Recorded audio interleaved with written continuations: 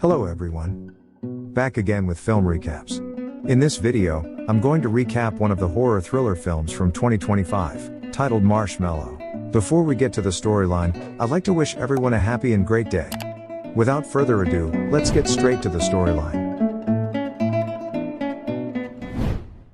The movie opens with a boy named Morgan sleeping on his bed when suddenly, it begins raining inside the room. He anxiously jolts awake and checks his stomach, only to find water pouring out of it. Morgan screams in horror as the scene fades to black.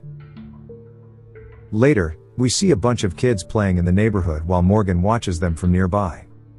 He nervously asks if he can join too, but the boys simply make fun of him and leave. This is noticed by Morgan's grandfather, Roy, from a distance. At night during dinner, Morgan is in a gloomy mood, and his parents try their best to cheer him up. It is revealed that they're sending him to summer camp in hopes that he makes friends and has fun. Morgan doesn't want to go, but Roy assures him that he'll have a great time there.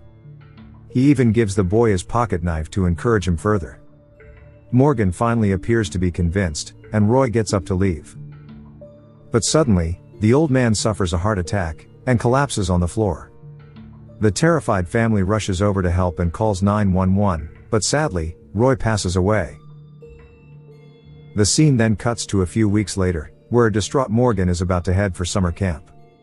It turns out he's been having frequent nightmares, like we saw in the opening scene, so his mom urges him to talk to the counselors.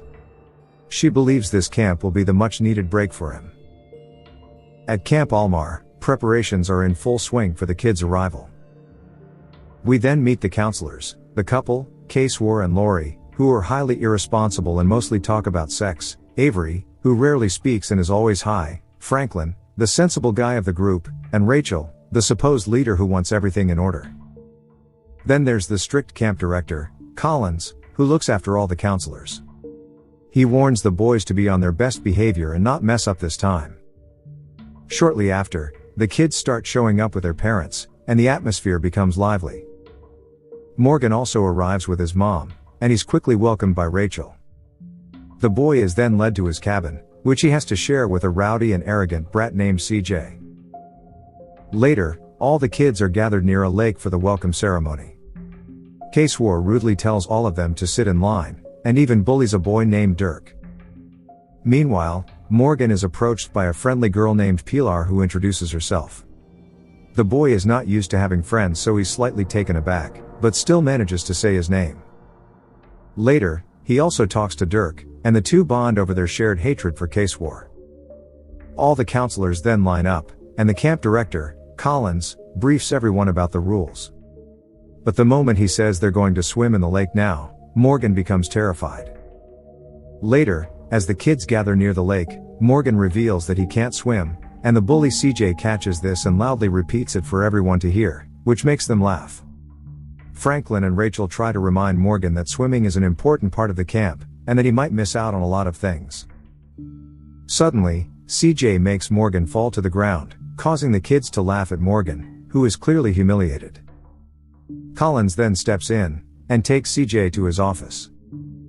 With a stern tone, he reminds CJ that bullying is strictly forbidden at camp, and could lead to serious consequences. But CJ barely listens, smirking and laughing through the entire warning like it's all a joke to him. That night, all the kids gather around for a campfire, where Morgan makes two more friends, Sam and Raj. Avery suggests they play some songs, but the kids aren't interested, so Rachel proceeds to tell them a horror story instead. She claims that before Camp Almar was made, this place used to have a lot of cabins. A doctor used to stay in one of them, along with his wife and two kids. This doctor was a bit strange, as every night after his family went to sleep, he used to go down into his basement cellar, and only return when the sun came up. This made his wife really suspicious, so one night, she quietly followed him to the cellar, and she discovers something horrific. People's mutilated bodies were being ripped off, and sewn back together, and they looked completely disfigured. It turns out the doctor was secretly killing people, and doing experiments on them at night. The terrified wife tried to run away, but the doctor found her, and sewed her to the kids to transform them into one disfigured person. Upon hearing all of this, Morgan and some other nerds are horrified. After the session is over, Pilar escorts Morgan to his cabin, while assuring him that the counselors just made up the story to make sure nobody breaks the curfew. This finally makes him feel a bit easy, and they bid each other goodbye for the night. A while later, Morgan is in the toilet, lost in his thoughts, when all of a sudden, water starts pouring from the ceiling. He then has visions of a certain incident where he's struggling to breathe and someone is trying to help him out. A terrified Morgan quickly exits the toilet, but soon sees his deceased grandfather, which was just another one of those nightmarish episodes, and Morgan manages to come out of it. He then slowly proceeds towards his cabin, only to notice a terrifying man in a white suit coming out of there. A horrified Morgan immediately rushes to Rachel and Franklin's place, where he frantically explains that he saw a strange man coming out of his cabin. But Rachel reveals that she read Morgan's file, and learned that he has recurring nightmares, but the boy is certain that he saw a man. Meanwhile, Franklin suspects that the earlier story got to Morgan's head, so he decides to escort him to his room. They soon reach the cabin, and Morgan is stunned to see all his roommates asleep with no signs of any violence. Franklin assures him that Almar Camp is a safe place, before finally departing. The next morning starts off better for Morgan as he meets Pilar. They discuss their shared fondness for books, and she eventually asks him out on a reading date. She also gives him some candies and leaves, which leaves Morgan blushing like a schoolgirl. From that point onwards, he feels more confident, and spends the rest of the day enjoying with his friends. Morgan even tries to talk with CJ in the evening, but the bully shoves him onto the bed, leaving him scared again.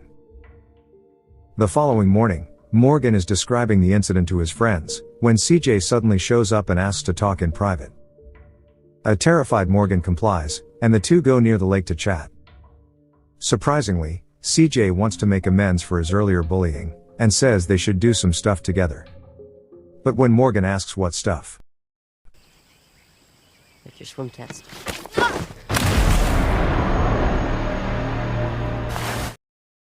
Raj arrives at the scene and pushes CJ in anger, but the bully easily overpowers him and begins to punch the shit out of him. By this time, Morgan has gone limp, and is starting to sink deeper and deeper. But, thankfully, K-Swar rescues him in the nick of time and starts giving him CPR. The other counselors also show up and pull CJ away from Raj, while K-Swar manages to bring Morgan back to life. The scene then cuts to night time, where all the kids are having the time of their lives outside, while the depressed Morgan stays in his room. Soon after, Collins arrives with some hot cocoa for Morgan, and encourages him that things will be better.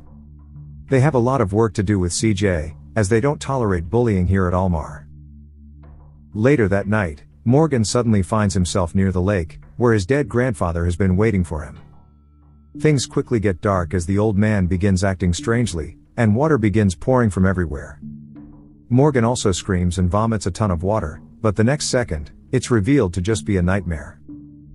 Now unable to sleep, Morgan peeks through his window and spots one of the cabins blinking with lights. He gets curious, and slowly walks towards it to check what's going on. Morgan then enters inside, and stumbles across a shady room which leaves him horrified. Even worse, there is CJ's dead body, which has had his organs removed, as well as the bodies of other kids. Just then, the man in the white suit appears and starts dragging Morgan, causing him to scream in horror. But he manages to grab a knife and stab the man in the leg, giving him the chance to escape. Morgan runs straight to Dirk's cabin, where he wakes everyone up, and frantically explains that the doctor is real and chasing after him. The boys obviously don't believe him. But then,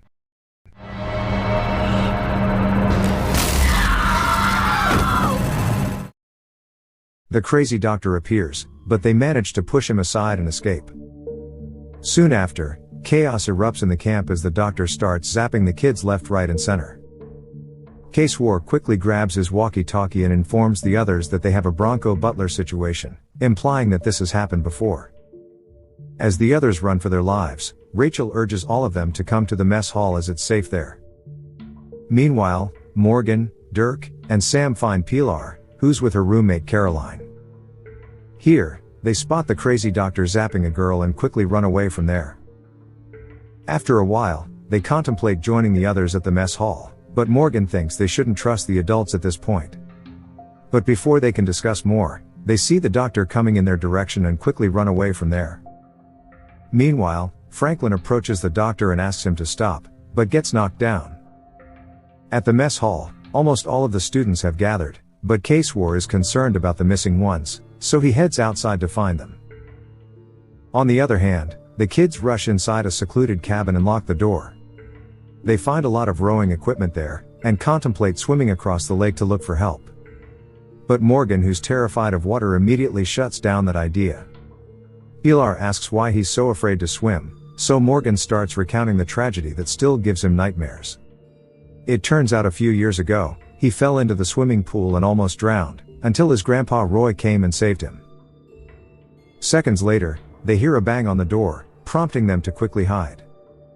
It turns out to be Case-War, who's looking for the kids. Morgan and the others are skeptical to trust him, but a scared Sam suddenly runs into his arms, pleading for help.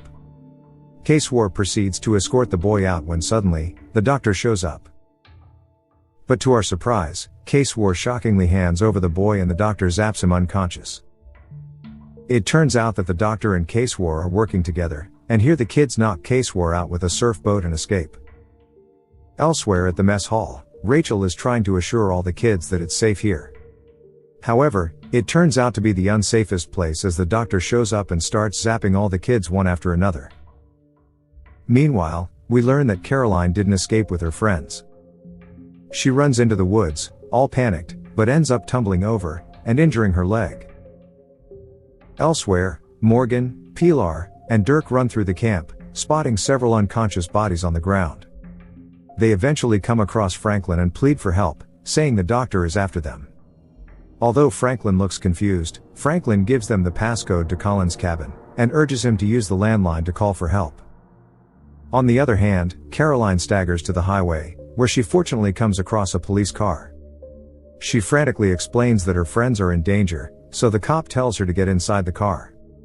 Morgan and his friends, meanwhile, enter Colin's cabin and quickly use the landline for help, but to their misfortune, it doesn't work.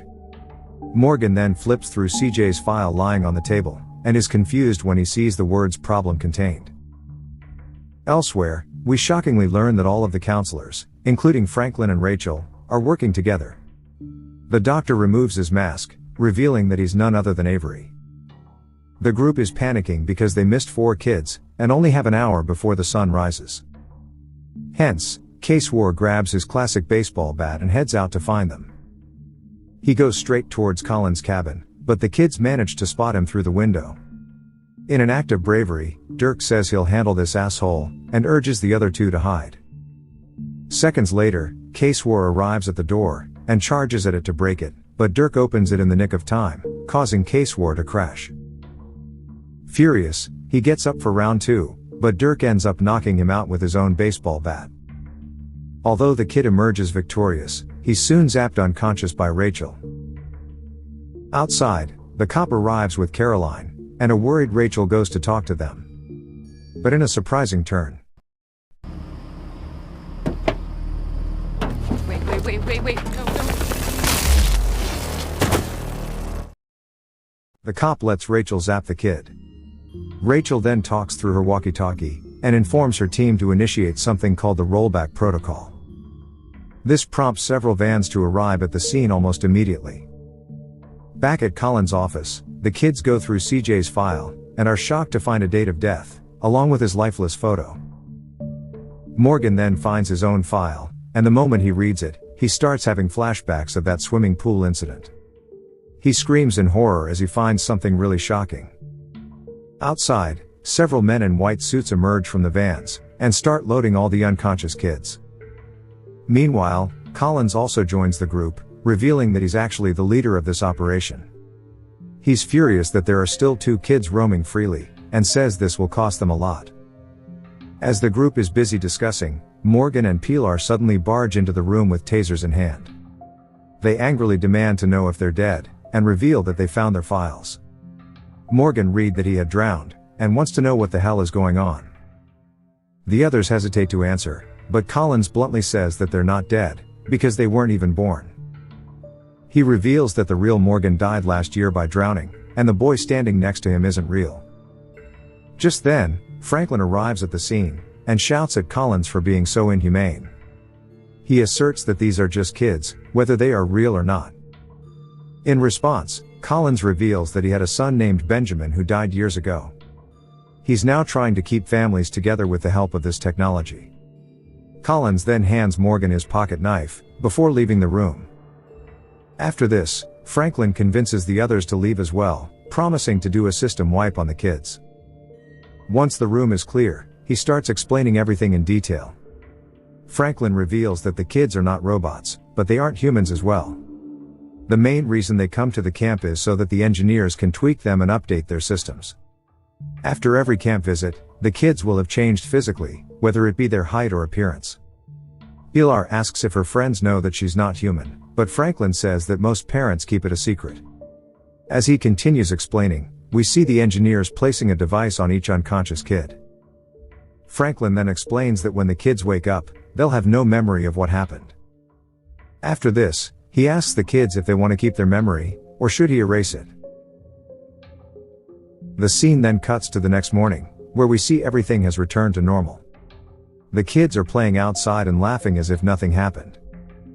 Inside the mess hall, Morgan is talking to his friends when a completely changed CJ approaches him, and asks what's up.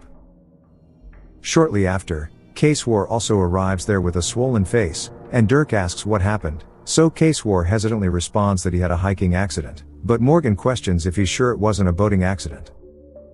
He's referring to that surfboat shot to the face, which reveals that he kept his memory. On the other hand, Collins receives a call from his superior, explaining that they have been receiving dozens of malfunction reports from all of their camps. It's even worse than CJ's case, as the kids are becoming extremely hostile, and we see a dead body floating in the water. Collins' superior reveals that several dispatch teams are being deployed to contain this mess. Just then, someone barges into the room, and it shockingly turns out to be a bloodied Pilar with a knife. Outside, we learn that the dead body belongs to none other than Rachel. And before the film ends,